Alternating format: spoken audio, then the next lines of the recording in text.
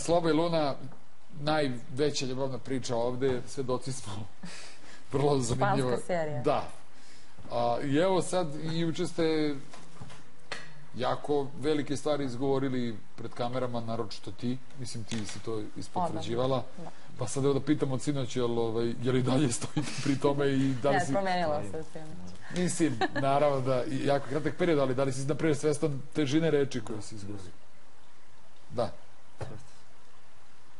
Tebi, kako se čini sad?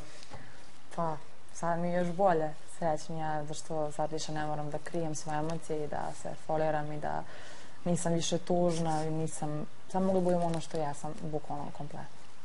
Evo sad prilike prema što evo sad, ajde, dobro, to znači da ti sad obećao da ćeš nju da ženiš čim izađeš odavde.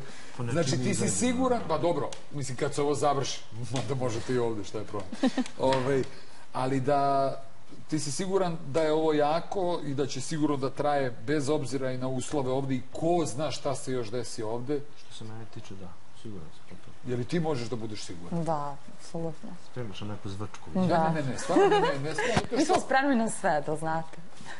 Verujem, ali znate ono, ovo je tek počelo, ovo je... Pa znamo, da. Najduži do sad.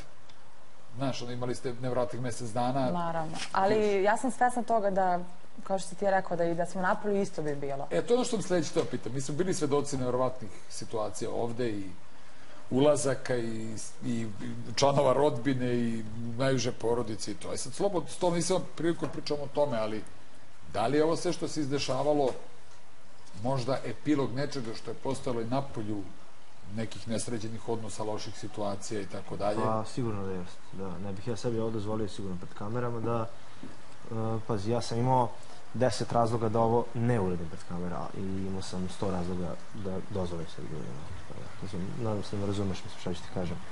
Ne bih ništa da... Da li to znači da u stvari tvoja priča koju si imao privatno bi se završila svakako?